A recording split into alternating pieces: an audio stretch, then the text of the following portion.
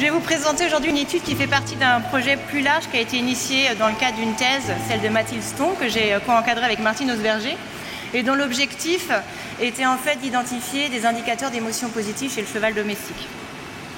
En fait, à l'heure actuelle, il existe peu d'indicateurs de bien-être à proprement parler et également peu d'indicateurs faciles à utiliser sur le terrain ou qu'on peut reconnaître sans formation préalable. Et donc une piste qui nous a semblé intéressante à explorer, c'est celle des signaux acoustiques parce qu'ils sont intrinsèquement porteurs d'informations sur l'état émotionnel d'un individu. Donc ça va être le cas à la fois des signaux acoustiques vocaux et des signaux acoustiques non vocaux. Donc si je prends l'exemple du cheval, pour les sons vocaux, ça va être un hennissement par exemple, et pour les sons non vocaux, ça peut être les brouements. Alors initialement, on s'est essentiellement focalisé sur les ébrouements dans le premier travail, et ce qu'on a pu montrer, c'est qu'on avait une production plus importante d'ébrouements dans des contextes positifs ou lors d'activités positives pour le cheval, qu'on avait également un taux de production d'ébrouements plus important chez des chevaux qui étaient hébergés en box, mais avec un contact social proche avec les voisins, par rapport à des chevaux hébergés en box, mais sans contact direct. Et on a également trouvé un taux de production plus important d'ébrouements chez des chevaux en meilleur état de bien-être. Donc ce qu'on a voulu faire ici, c'est évaluer plus précisément la signification des différents signaux acoustiques et d'examiner leurs liens éventuels avec différents paramètres de l'état de bien-être du cheval. Donc c'est une étude qu'on a réalisée à l'ENE. On a également travaillé sur d'autres populations, mais je vais me centrer sur les résultats réalisés à l'ENE. On a observé donc une vingtaine de chevaux pendant 25 minutes, et au cours de ces sessions d'observation, on a recensé toutes les productions sonores émises par chacun des chevaux. Et également, on a relevé différents indicateurs de bien-être qui sont classiquement utilisés, comme les comportements stéréotypiques, les comportements agressifs dirigés vers l'homme, le pourcentage de temps passé aussi en posture apathique qui traduisent une certaine dépression chez le cheval. Et on a également analysé les paramètres sanguins de ces chevaux.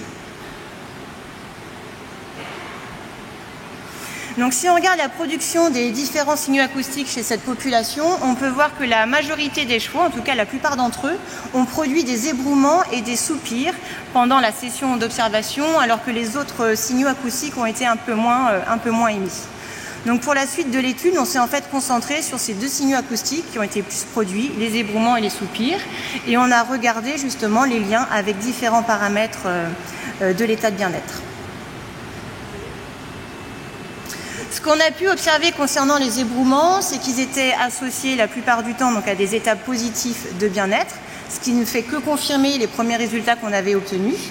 On a également pu voir qu'il y avait une corrélation positive, par exemple, entre la production d'ébrouements et le nombre d'hématies, mais également avec la quantité d'hémoglobine et le taux d'hématocrite. Et en ce qui concerne les soupirs, on est sur une vision qui est un petit peu différente. La production de soupirs a plutôt été associée à des états négatifs chez le cheval. On a par exemple observé des corrélations positives entre le taux de soupirs produit par les chevaux et le temps passé en posture dépressive. On a également observé une corrélation entre le nombre de soupirs émis et le nombre de comportements agressifs dirigés vers l'homme. Et enfin, ce qu'on a pu constater, c'est que chez les chevaux stéréotypiques, on a observé beaucoup plus de soupirs que chez des chevaux exempts de cette pathologie comportementale. Au niveau de la formule sanguine, on a également trouvé une corrélation intéressante, où le nombre de soupirs était négativement corrélé avec le pourcentage de monocytes qui interviennent dans la réponse immunitaire. Donc ce qu'il faut retenir, c'est que les productions sonores du cheval peuvent indiquer son état émotionnel. D'un côté, on a les ébrouements qui apparaissent majoritairement dans des contextes positifs, alors que les soupirs sont plus fréquemment produits par des individus dans des états négatifs, comme on a pu le voir avec la posture dépressive, l'agressivité, et un taux aussi anormalement bas de monocytes. L'autre aspect qu'il est important également de retenir, c'est plus d'un point de vue pratique, c'est qu'il paraît primordial en fait de prêter attention aux sons émis par les chevaux, même lorsque ces derniers semblent anodins. Par exemple, un soupir, c'est juste... Et vous pouvez voir que ces soupirs sont corrélés, ils sont informatifs sur notamment des états négatifs chez le cheval. Autre chose qui paraît aussi intéressant avec cette approche, c'est que les signaux acoustiques sont facilement identifiables, même par des personnes qui connaissent un petit peu moins bien les productions acoustiques des chevaux. Donc là, c'est un projet qui est encore actuellement en cours. On travaille sur différents sites, et donc l'idée, ça va être de mettre en lien d'autres signaux acoustiques encore, avec différents paramètres de bien-être pour essayer de mieux comprendre leur signification. Merci beaucoup. J'ai pas eu.